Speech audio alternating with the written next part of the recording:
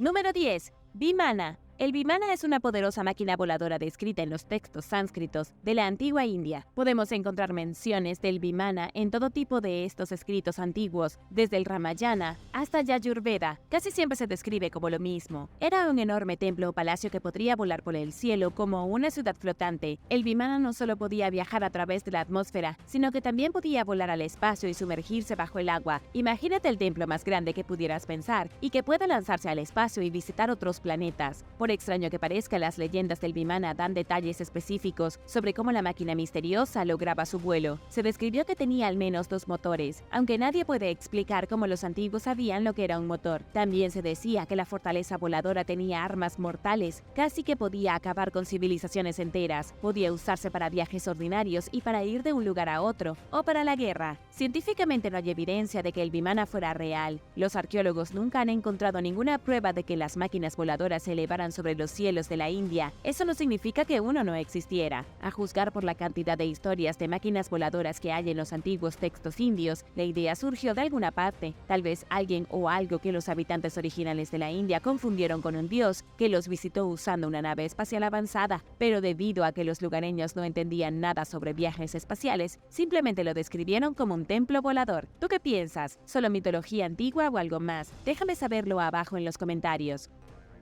Número 9. Los monumentos de piedra de Nuku-Hiva. Los monumentos de piedra de Nuku-Hiva son bastante extraños. Para aquellos que no estén familiarizados, es una gran isla de Polinesia Francesa en el Océano Pacífico. Es famoso por monumentos de piedra esparcidos por su hermoso y aislado paisaje. La mayoría de los monumentos de piedra se encuentran en un pequeño asentamiento llamado Temejea Tohua. Los arqueólogos dicen que fueron creados en los siglos XI y XIV y que cada estatua es una representación de una de las antiguas deidades de Nuku-Hiva. Y aunque estas deidades son antiguas, algunas todavía se adoran en la actualidad. Lo que sabemos es que los habitantes originales de la isla tropical llegaron hace varios miles de años, y aunque su cultura ha cambiado desde entonces, su historia de origen se ha mantenido más o menos igual. Según la gente de Nuku-Hiva, el dios de la creación Esono creó las islas polinesias como regalo para su esposa, tomando la tierra y convirtiéndola en un palacio gigante. Pero ese palacio finalmente se deterioró, y las islas son lo que queda de sus paredes y techo. Otra cosa interesante acerca de estas personas es que alguna vez hubo demasiadas. La isla en sí tenía unos 100.000 habitantes. Esto hizo que fuera casi imposible para las comunidades vivir y comer. Tenían escasez de alimentos, no había suficiente pescado y supuestamente la gente de la isla recurrió al canibalismo organizado. Bajo los árboles de Nuku-Hiva y más allá, la costa tropical tiene una historia secreta de sangre y muerte.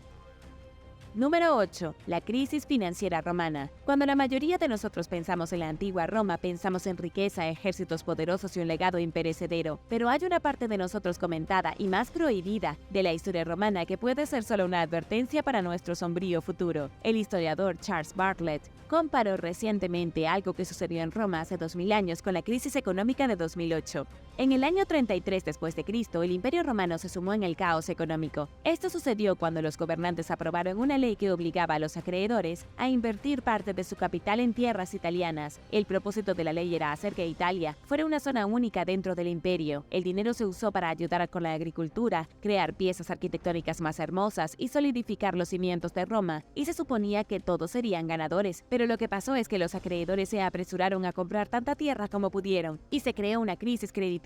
El emperador romano Tiberio tuvo que liberar grandes sumas de dinero para préstamos sin intereses y así evitar que la crisis empeorara. En términos simples, la tierra se volvió repentinamente valiosa en Italia. Los que tenían el crédito para comprar la tierra lo hicieron lo más rápido que pudieron, pero para hacerlo tuvieron que pagar todas sus deudas. Luego los deudores quebraron, compraron demasiada tierra y los precios bajaron. Hubo una ola desesperada de compra y venta, el crédito no existía y el valor de la tierra se desplomó a medida que las tasas de intereses subían considerablemente. Fue un desastre, algo así como lo que pasó en 2008. Lo que mucha gente no se da cuenta es que lo mismo que sucedió en el mundo moderno ya sucedió en el mundo romano, y todos sabemos cómo terminó eso.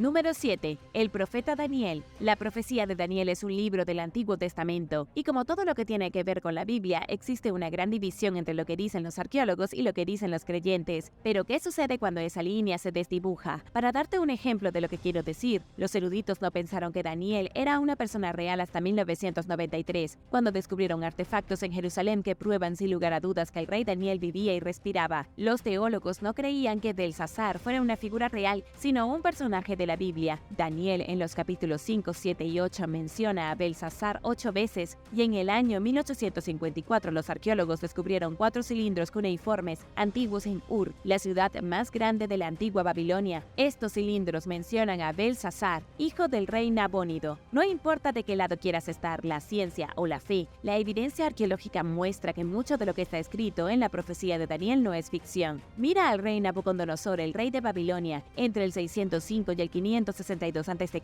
La Biblia dice que fue expulsado por los hombres y comía hierba como un buey, mientras que su caballo creció con plumas y sus uñas se convirtieron en garras de pájaros. Los historiadores creen que esta parte de la Biblia puede explicarse por una extraña enfermedad psicológica llamada boantropía. Es cuando una persona se vuelve completamente loca y actúa como una vaca, caminando en 4 patas en el campo y comiendo pasto. Es un extraño trastorno mental supuestamente provocado por sueños o hipnotismo.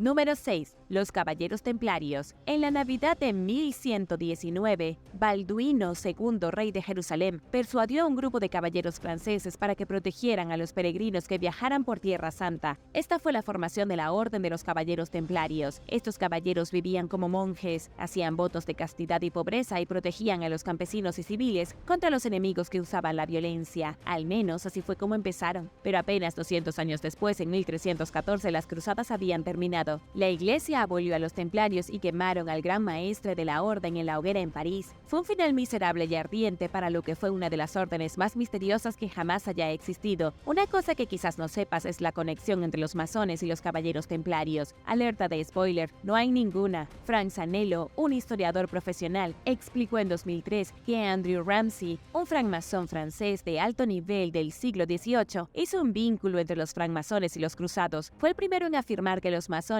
habían descendido de la orden. Todo fue un truco para apelar a la aristocracia francesa y conseguir más miembros. ¿Cuál es tu teoría de conspiración favorita que involucra a los caballeros templarios? Déjame saberlo abajo en los comentarios. Pero primero, si eres un suscriptor que regresa, bienvenido de nuevo. Y si eres nuevo por aquí, también asegúrate de suscribirte y hacer clic en la campanilla de notificaciones. Así no te perderás los próximos videos. Número 5. La Colina de la Tortura. En la cima de la colina de Orisville en Nueva York se encuentra la Colina de la Tortura. En esta colina hay algo de lo que la mayoría de los estadounidenses probablemente nunca hayan oído hablar. Hay un santuario dedicado a 3 mártires estadounidenses del siglo XVII. Son un trío que derramó su sangre por Cristo justo en el lugar, en la década de 1640. Pero en realidad eran misioneros que intentaban convertir a los nativos americanos que no estaban realmente interesados, y probablemente puedas entender por qué. Invadieron su tierra, trayendo enfermedades e insultando su religión, pero estos 3 tuvieron muertes bastante horribles. Estos 3 mártires habían estado tratando de difundir la palabra de Jesús al Nuevo Mundo. El padre Isaac Hughes murió al ser golpeado en la cabeza con un tomahawk. A Ren Gulpil y a John Lalande les arrancaron las uñas y les arrancaron los dientes uno por uno. La tortura fue tan atroz que los hombres pasaron a la historia como mártires y se les dio su propia colina sagrada en Nueva York.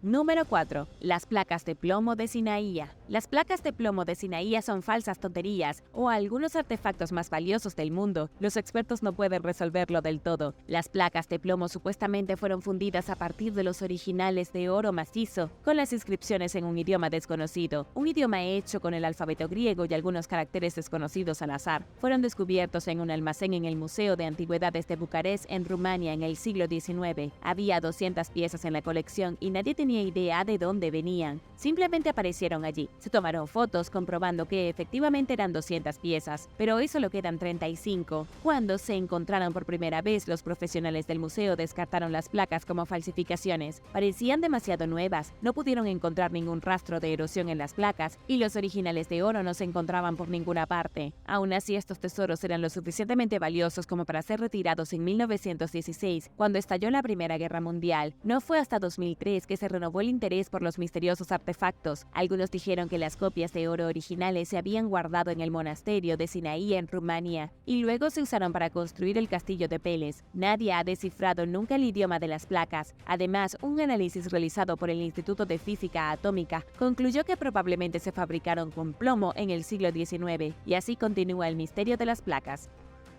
Número 3. El tesoro de los Yanganatis. El tesoro de los Yanganatis es otro extraño tesoro de artefactos que puede o no ser real. Este tesoro comprende cantidades masivas de oro, plata y electrum, reliquias que supuestamente están escondidas en las profundidades de la línea ecuatorial en la cordillera de Yanganatis. El general inca Rumi Yahui los colocó allí en el siglo XVI. Para entender esto mejor, necesitamos comenzar en 1532 con Francisco Pizarro. Estableció el pueblo de San Miguel de Piura y comenzó su gloriosa conquista del imperio inca. Capturó al rey Atahualpa en Cajamarca y el rey le ofreció grandes cantidades de oro por su vida y libertad. Naturalmente, Francisco Pizarro estuvo de acuerdo. Las cosas salieron mal rápidamente. El español no confiaba en el rey inca y lo hizo matar en julio de 1533, pero según la leyenda, su general se dirigía allí con el oro para el rescate en el momento de la muerte del rey. Cuando se enteró de la traición, cambió de rumbo y arrastró el tesoro a lo profundo de las montañas. Supuestamente todavía está escondido en un lugar, en alguna cueva o en el fondo del lago. Número 2. Las monjas maulladoras. Hay una extraña historia sobre un caso de histeria colectiva que se apoderó de un convento de monjas aislado en Francia durante la Edad Media. No tenemos un año exacto, pero aparentemente las monjas estaban abrumadas por el deseo de maullar como gatos. Estas monjas se volvieron locas lentamente, maullando durante horas. Solo se detenían cuando los soldados las golpeaban y las azotaban. Poco después de este caso original, sucedió el mismo en Alemania en el siglo XV. Esta vez, un grupo de monjas se mordió entre sí. Las noticias viajaron por la región y otras monjas en otros conventos tuvieron el mismo problema. Fue una epidemia mordaz y se extendió hasta Holanda y Roma. Esto es algo real que sucedió según los registros históricos de toda Europa, y sin embargo nadie sabe por qué sucedió. Informes del siglo XV dicen que las monjas continuaban mordiéndose hasta quedar exhaustas, maullaban como gatos, mordían a los extraños y todo era muy extraño. Solo se detuvieron cuando los líderes religiosos recurrieron a las autoridades civiles para que las azotaran, las sumergieran en barriles de agua y las encarcelaran. Finalmente se restauró el orden y desde entonces ha habido muy pocos brotes de manía por morder. Número 1. La Iglesia del Santo Sepulcro. En Jerusalén hay miles de diminutas cruces medievales talladas en las paredes de la iglesia más sagrada del mundo. Es la Iglesia del Santo Sepulcro, el lugar sagrado supuestamente construido en el sitio donde los romanos crucificaron a Jesucristo. Los eruditos religiosos han atribuido las cruces a los grafitis dejados por los peregrinos medievales. Un estudio reciente de las cruces muestra que fueron hechas por albañiles. El investigador Amit Rehem analizó cada centímetro de cada cruz en la pared, miró a profundidad el ancho y la mano de las personas que las tallaron. Lo que descubrió es que las cruces probablemente fueron talladas por la misma persona o solo por una o dos personas. ¿Por qué hicieron esto? La mejor conjetura que tienen los arqueólogos es que los peregrinos de toda Europa viajaron a la iglesia y luego pagaron a un albañil para tallar la cruz para ellos en la pared. Guardaron el polvo creado por la talla como recuerdo sagrado. Los peregrinos probablemente pusieron el polvo en un pequeño frasco de plomo y luego lo llevaron a casa como su propio pedazo de tierra santa. Y si bien el caso de las cruces es misterioso, la iglesia en sí es un gran misterio aquí. Sabemos que la iglesia del Santo Sepulcro fue construida en el siglo IV. Según la leyenda, fue la madre del gran emperador romano Constantino, Santa Elena, quien viajó a Jerusalén y descubrió el lugar exacto donde Jesús había sido crucificado, enterrado y posteriormente resucitado. Entonces Constantino hizo construir la basílica, que se convirtió en la iglesia del Santo Sepulcro. En los tiempos modernos, nunca se ha encontrado ninguna prueba de que este fuera el lugar donde Jesucristo fue crucificado.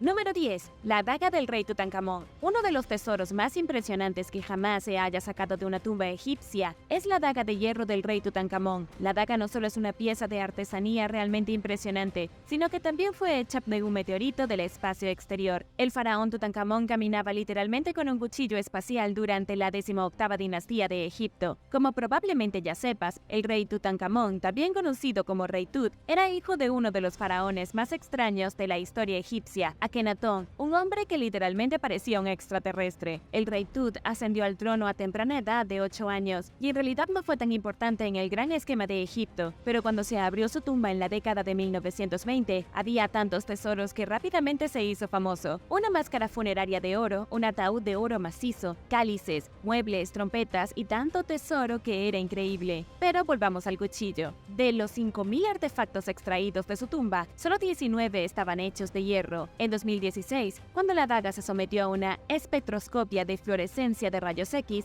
los científicos observaron enormes niveles de níquel. La única explicación es que el hierro utilizado para la creación del cuchillo venía del espacio. Una roca espacial debe haber caído del cielo y convertirse en un artefacto precioso. Luego, en algún momento, se encargó a un herrero para que la convirtiera en una de las dagas más valiosas de la historia.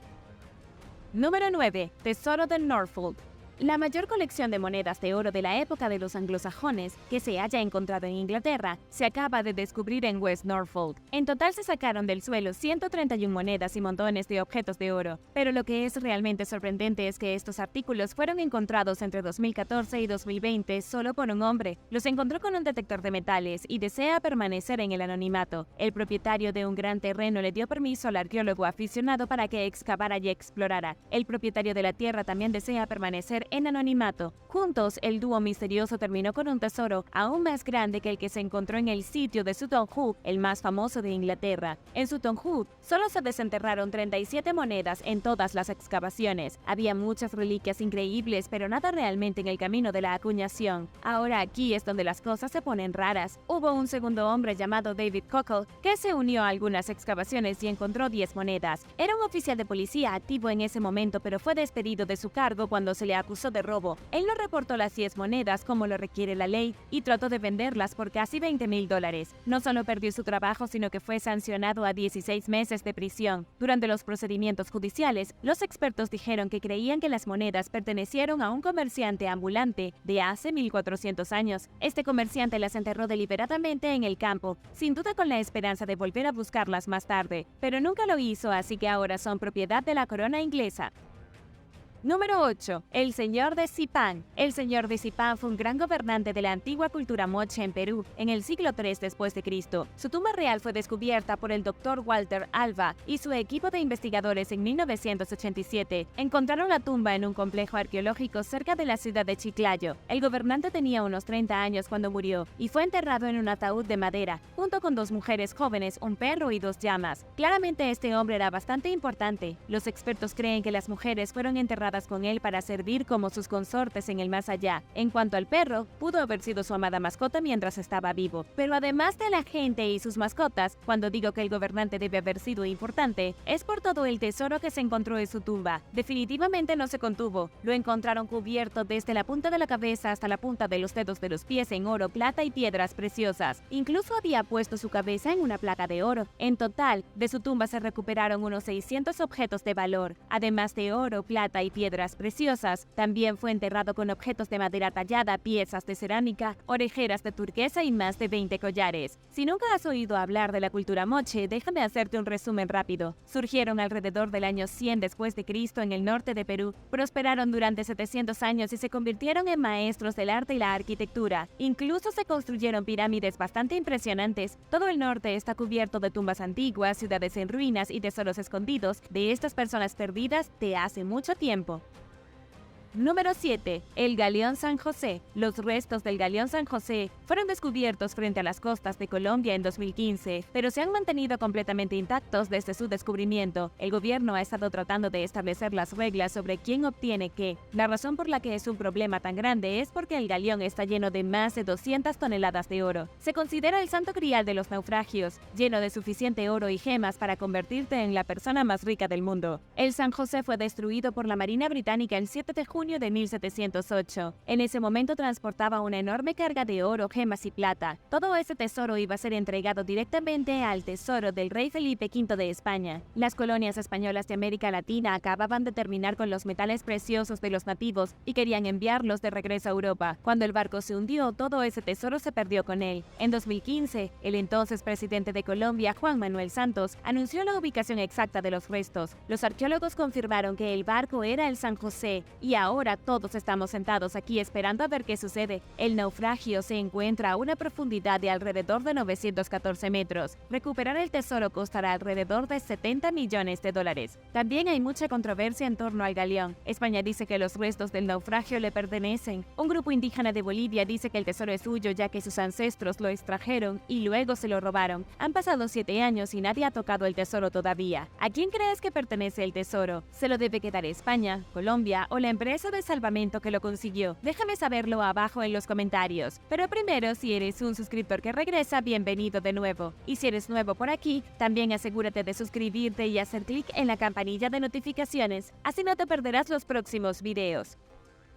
Número 6. Monedas en las montañas. A principios de este año, una madre y su hijo adolescente estaban de excursión en Moravia, en la parte oriental de la República Checa, cuando se encontraron con un misterioso tesoro de monedas históricas de plata. No estaban buscando un tesoro, pero lo encontraron de todos modos. La madre y su hijo caminaban por el bosque cuando se encontraron con una vasija de barro rota, llena de 818 monedas de plata. Las monedas pueden haber sido hechas de plata, pero habían estado metidas dentro de un topón de árbol durante tanto tiempo que se habían vuelto verdes. La madre y su hijo informaron del descubrimiento al museo local y el arqueólogo Samuel Spanihel comenzó a investigar el tesoro. Samuel cree que las monedas probablemente formaban parte de un tesoro del siglo XVII. Notó que se asemejan a monedas acuñadas bajo el gobierno de Leopoldo I de Habsburgo. Esto solo las haría tener más de 400 años, pero sigue siendo un descubrimiento bastante bueno. Hasta el momento nadie sabe de dónde vinieron las monedas o por qué fueron enterradas bajo el árbol. Es posible que alguien bastante rico las haya dejado ahí, tal vez porque escapaba de un conflicto y tenía planes de recoger el tesoro más tarde, pero por alguna razón nunca recuperaron las monedas, y dado a que esto estaba en medio del bosque, quizás buscaron pero no pudieron encontrar el árbol correcto.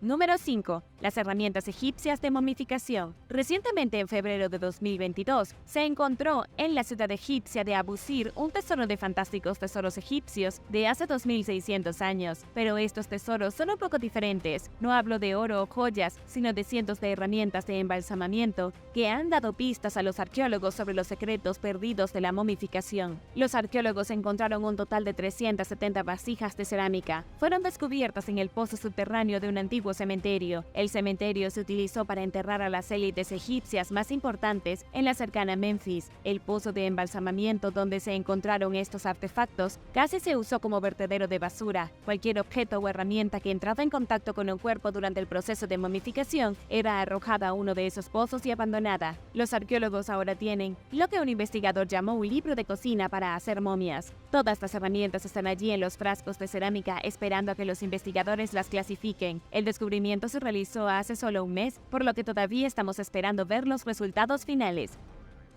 Número 4. Extracción ilegal de plata antigua. A principios de 2022, arqueólogos de Gran Bretaña descubrieron una gran cantidad de litargirio en Grange Farm. Grange Farm es un sitio de excavación en Kent, una vez ocupado por los romanos. El litargirio es un óxido de plomo y subproducto de la extracción de plata. Lo que esto significa es que los romanos estaban extrayendo grandes cantidades de plata aquí. Los expertos dicen que este podría haber sido el sitio de orfebrería más grande de toda Gran Bretaña romana y puede haber sido ilegal. La Grange Farm estuvo ocupada desde el año 100 a.C.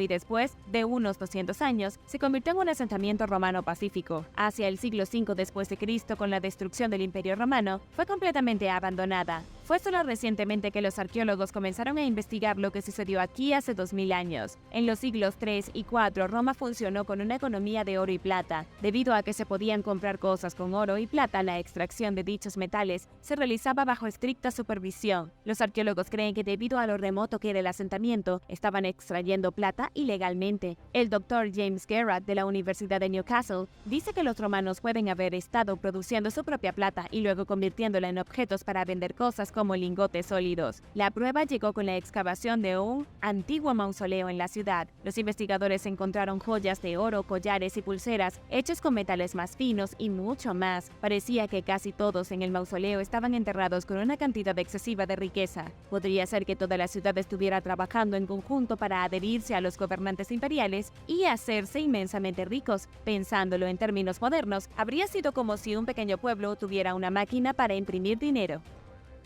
Número 3. Pelotas de golf chinas. En el centro de China, investigadores de la Universidad de Bingdingshan descubrieron una colección de fascinantes bolas de cerámica. Hicieron el descubrimiento mientras clasificaban su colección de cerámica, ya que las bolas habían sido almacenadas y en gran parte olvidadas. Hay más de 1000 en la universidad, utilizadas originalmente hace más de 1100 años en un antiguo juego de golf. Las reliquias datan de la dinastía Tang entre el 618 y el 907. Fueron descubiertas originalmente en hornos antiguos utilizados para hacer porcelana en varios sitios arqueológicos de la zona. La región de Bingdingshan, ubicada en las antiguas ciudades de Laoyang y Kaifeng, era famosa por su artesanía en porcelana, mientras que en otras partes de China hacían tesoros brillantes de oro y jade. Estas personas hacían hermosas cerámicas. En cuanto al uso de las bolas, era una versión muy primitiva del golf. Las bolas de cerámica se metían en agujeros con palos muy largos. La próxima vez que veas el golf, recuerda que todo comenzó hace un milenio en China. Usaron pelotas hechas de porcelana que se veían casi idénticas a las pelotas de golf que usamos hoy.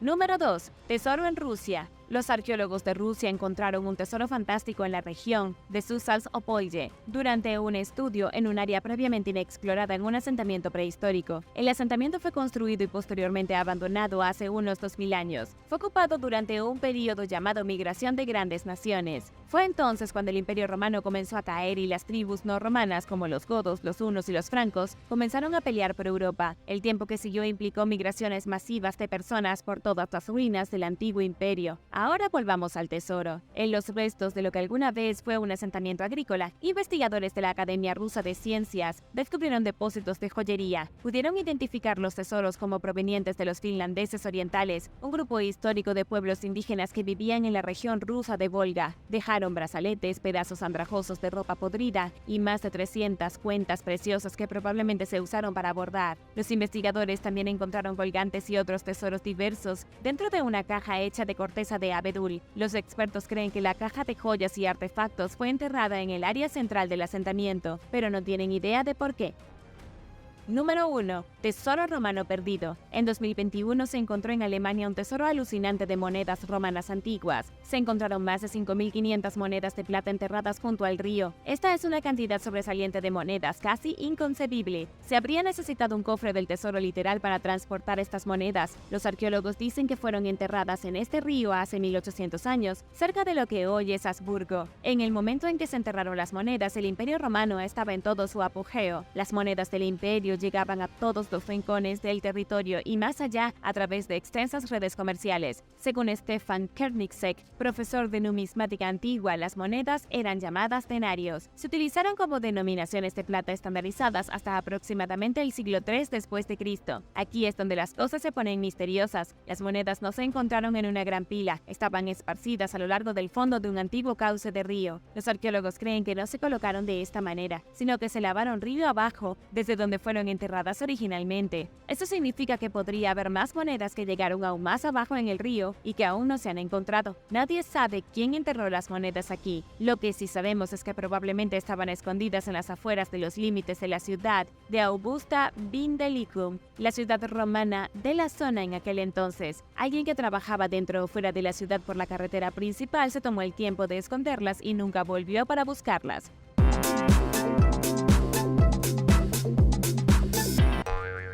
Número 10. Ornamentación dental. El cráneo de Bolinao, con sus dientes de oro, es uno de los ejemplos más macabros de una extraña tradición que alguna vez se practicó en Filipinas. Se llama ornamentación dental y fue increíblemente doloroso. Este cráneo fue descubierto en el sitio funerario de Balingasay, excavado por el Museo Nacional de Filipinas en la década de 1960. El equipo descubrió 51 entierros de adultos y 2 bebés que habían sido enterrados en frascos. Los restos datan de alrededor del siglo XIV y cada tumba está marcada por una concha de ostra gigante. Con el cementerio se encontró todo tipo de cosas interesantes, como monedas chinas del siglo XI, piezas de bronce, cuentas de vidrio y adornos de oro. Pero el verdadero tesoro estaba en los dientes. Estas personas pertenecían a un grupo que practicaba modificaciones y alteraciones dentales serias. No se limitaron a afilar los dientes para convertirlos en colmillos como los vampiros, sino que los limaban, los incrustaban, los pintaban y los taladraban. Muchas culturas del mundo antiguo practicaban esto, hasta hace relativamente poco tiempo en algunos lugares, pero los filipinos precoloniales lo llevaron a otro nivel. El cráneo de Bolinao es el ejemplo más extremo, con los dientes adornados con placas de oro y remaches para crear un diseño de escamas de pescado. Hubiera sido insoportable tener todo ese oro en los dientes, pero lo hicieron de todos modos. 8 de los 51 entierros de adultos tenían algún tipo de modificación extrema en los dientes. Los expertos creen que probablemente fue un rito de iniciación para jóvenes o una señal de respeto para un ser querido fallecido. También puede haber sido simplemente un concepto de belleza. ¿Tú qué piensas? Déjame saberlo abajo en los comentarios. Número 9. El culto del gato. El panteón egipcio representa un número casi incontable de deidades. La mayoría de estos seres supremos estaban representados por una forma de animal, lo que muestra cuán profunda era la conexión entre los egipcios y la naturaleza. Aún más interesante es que surgieron cultos específicos en torno a casi todos los dioses egipcios, y las personas se sentían atraídas por cualquier deidad que se ajustara a sus propósitos. Uno de los dioses más populares de todos fue Bastet, la diosa gato del amor y el placer. Esta deidad felina fue popular durante la mayor parte de la historia egipcia. El culto a Bastet era tan fuerte que se acabó construyendo una ciudad entera en torno a su culto, llamada Bubastis. Era una ciudad bastante grande en el delta del Nilo, donde la mayoría de los residentes acudían a los altares para dejar ofrendas a su diosa gato. Pero ella cambió durante miles de años. Primero era representada como una mujer con cabeza de leona, pero luego gradualmente cambió a una mujer con cabeza de gato doméstico. Toda esta adoración a los gatos fue lo que resultó en la extraña obsesión por los gatos que tenían los antiguos egipcios, reverenciándolos como animales sagrados. Ahora llega el momento de la extraña tradición. Como ya sabrás, a los egipcios les encantaba sacrificar animales y convertirlos en momias. Lo que mucha gente no se da cuenta es que no se sacrificaban más animales que los gatos. Los adoradores de Bastet sacrificaron y momificaron gatos por millones, todo como parte de una tradición sagrada para la diosa. El sacrificio de los gatos fue tan grande que se convirtió en una economía lucrativa. Había una vasta red comercial de criadores de gatos, estatuas y ataúdes de gatos que se vendían en los mercados. Los expertos en momificación tenían más trabajo del que podían manejar. Había una gran oferta de comida para gatos y todas las demás cosas relacionadas con la práctica. Fue mucho dinero para los involucrados. Número 8. Navidad antigua. La Navidad es una de las celebraciones más grandes a nivel mundial. Sin embargo, sus raíces tradicionales se remontan a principios de la Edad Media. Algunas tradiciones todavía se practican hoy, como la gran fiesta de Navidad. Otras han quedado en el pasado. Una de las tradiciones navideñas más extrañas fue en Escandinavia durante el siglo XVI. A partir de la víspera de Navidad y durante casi 2 semanas, los jóvenes de todo el norte de Europa salían a las calles disfrazados de demonios en un intento de aterrorizar a la gente. Actuaban como fantasmas, trolls y otros monstruos demoníacos con el único objetivo de asustar a los que podían. Algo similar sucedió en Islandia. Debido a que el tiempo de Navidad en Islandia sucede durante un periodo en el que solo tienen 4 horas de luz al día, se asocia con una mala época del año. Era una época en la que los trolls y los fantasmas se escabullían en la oscuridad, y todos creían en ellos. A lo largo de la Edad Media, los islandeses temían que sus casas fueran tomadas por trolls o duendes durante la temporada navideña y que estos monstruos organizaran locas fiestas de baile. Después de la Navidad, para celebrar el Año Nuevo y el destierro de los duendes y trolls a sus escondites, los islandeses encendían hogueras gigantes, bailaron juntos y lanzaron fuegos artificiales. Número 7. La historia oculta del velo de novia. Las bodas nunca solían ser sobre romance. El matrimonio entre un hombre y una mujer estaba destinado a actuar como un puente entre dos familias, otorgando a cada una de ellas el estatus extra económico y social. Todo se trataba de dinero. Eso no quiere decir que no hubo bodas románticas, seguramente las hubo, pero la mayoría de las veces tenían que ver más con la ganancia financiera. Una de las tradiciones nupciales más interesantes es quizás el velo. Volviendo a la antigua Roma, las mujeres usaban velos de novia con sus vestidos. En aquel entonces se llamaba flameum y cubría toda la cabeza de la novia. Era lo suficientemente grande como para envolver su cuerpo y probablemente era de un color rojo fuego. Aunque los historiadores no pueden ponerse de acuerdo, creen que era rojo brillante o amarillo intenso. Un historiador romano lo comparó con el color de la yema de un huevo. En cualquier caso, una cosa es segura: el velo fue diseñado para que la novia pareciera la llama de una vela. Esto se hizo con la intención específica de alejar a los malos espíritus que pudieran querer arruinar la boda. El objetivo del velo de novia era confundir y frustrar a los fantasmas malignos hace más de 2000 años en la antigua Roma. Los griegos adoptaron esta tradición muy similar y el velo nupcial sigue siendo una tradición importante en las ceremonias nupciales hasta el día de hoy. Número 6. El tercer ojo. El punto hindú en la frente, llamado bindi, es parte de una tradición que se remonta a siglos. Puedes ver personas que usan el punto distintivo en la frente en muchos países asiáticos, pero específicamente en la India, Nepal, Bangladesh y Sri Lanka. Bindi proviene de una palabra sánscrita asociada con el tercer ojo de una persona. Claro, el bindi se puede usar como un símbolo para mostrar que una mujer está casada, pero también representa el sexto chakra. El sexto chakra se encuentra en la frente entre las cejas de una persona. Pensamos en él como el tercer ojo o el ojo interior. Tus ojos físicos se usan para mirar el mundo exterior y el tercero se usa para mirar hacia adentro. Esta es la razón por la cual un punto directamente sobre el chakra ha sido tan importante en la tradición hindú. El color también es importante. El punto rojo es un signo tradicional de matrimonio, pero también se cree que representa tener un alto estatus social. En tiempos modernos, las mujeres han comenzado a usar un punto negro para indicar que están solteras. En estos días, es más una aclaración de moda que cualquier otra cosa que tenga que ver con los chakras. ¿Tu familia practica alguna tradición que pueda considerarse antigua? Déjame saberlo abajo en los comentarios. Pero primero, si eres un suscriptor que regresa, bienvenido de nuevo. Y si eres nuevo por aquí, también asegúrate de suscribirte y hacer clic en la campanilla de notificaciones. Así no te perderás los próximos videos.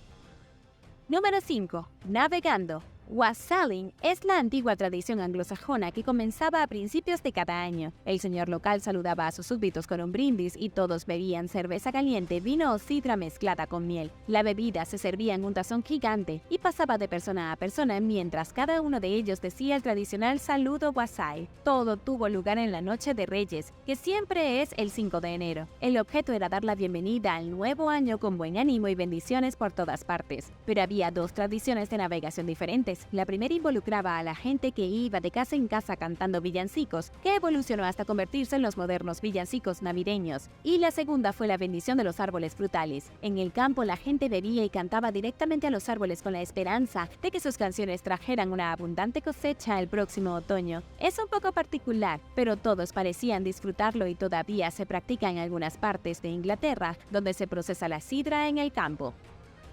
Número 4. Barrido de tumbas. El barrido de tumbas es una tradición china y una fiesta moderna que se remonta a siglos atrás. Es un día en que los chinos presentan sus respetos a los antepasados, pero lo hacen de una manera que puede parecer extraña. No van y dejan flores en la lápida de un ser querido, en cambio toman sus escobas y literalmente barren las tumbas. El día del barrido de tumbas comienza 107 días después del comienzo del invierno, normalmente el 4 o 5 de abril. Todo depende del calendario lunar. Es una fiesta importante en China, Hong Kong y Taiwán, aunque la mayoría de los occidentales no han oído hablar de ella. Sus orígenes se remontan al antiguo festival Hanshi, que conmemoraba a un funcionario leal a la corte llamado Ye Zitui. Huyó al exilio durante el periodo de primavera y otoño de China durante 19 años con su príncipe. Era un funcionario tan leal que, según la leyenda, hacía sopa con la carne de su pierna para alimentar al príncipe cuando no encontraban comida. El príncipe exiliado Shang-er finalmente salió del exilio y se convirtió en rey, pero se olvidó de su leal oficial, por lo que este se fue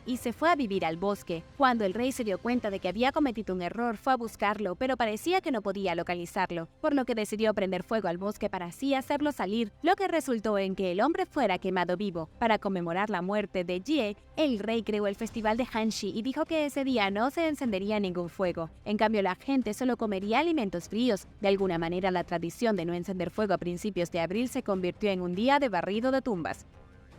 Número 3. Rituales paganos. Hay una tradición misteriosa que ocurre todos los años en Mamoyada, un pequeño pueblo en el campo de Cerdeña. En este día, los hombres del pueblo se transforman en monstruos. Los hombres se visten como bestias que gruñen, los aldeanos encienden fogatas y todos salen a observar la festividad. Se supone que se destierra el frío del invierno para que el aire cálido de la primavera pueda llegar a la tierra. Ha estado ocurriendo durante más de 2000 años, desde antes del cristianismo. Los monstruos se llaman mamutones y representan a los habitantes de la tierra de los muertos.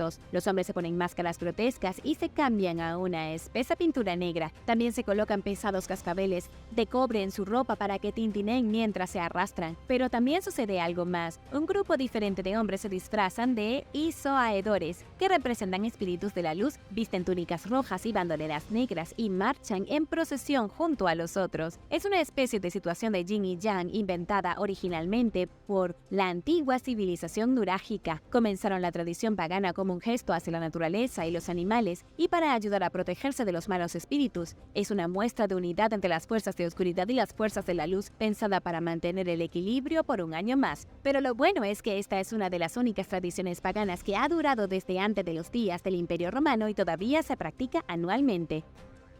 Número 2. Kasivaki. Kasivaki es un juego tradicional que se practica en Tonga, un deporte muy similar al rugby, excepto que se juega bajo el agua. Tampoco jugaban con una pelota, sino con una piedra realmente grande y pesada. La tradición se remonta a siglos atrás, originalmente utilizada como una forma de entrenar a los reyes y caciques de los pueblos. Se jugó puramente con valor de entretenimiento, solo para que los guerreros tonganos más fuertes pudieran mostrar su fuerza y resistencia a sus líderes locales. El juego funcionaba así: los hombres descendían al fondo del mar y se paraban en 2 hileras de coral. El objetivo era anotar en el lado opuesto de la bahía mientras cargaban una roca que pesaba más de 35 kilogramos. Al mismo tiempo, el hombre que lleva la roca tuvo que defenderse de todos los demás equipos que intentaban ahogarlo. Este era un juego mortal que con frecuencia terminaba con personas que se ahogaban de verdad, a veces con solo unos pocos hombres que quedaban de pie para jugar la siguiente ronda. Según Malika Pusiaki, guía turística del Centro Cultural Nacional de Tonga, los guerreros más hábiles que ganaban un combate recibían tierras y títulos especiales. Si podías sobrevivir a ese juego, te lo merecías. El juego ya no se practica por razones obvias. Es demasiado peligroso, demasiadas personas podían morir y sería demasiado controvertido. Sería como recuperar la tradición de las peleas de gladiadores en el Coliseo.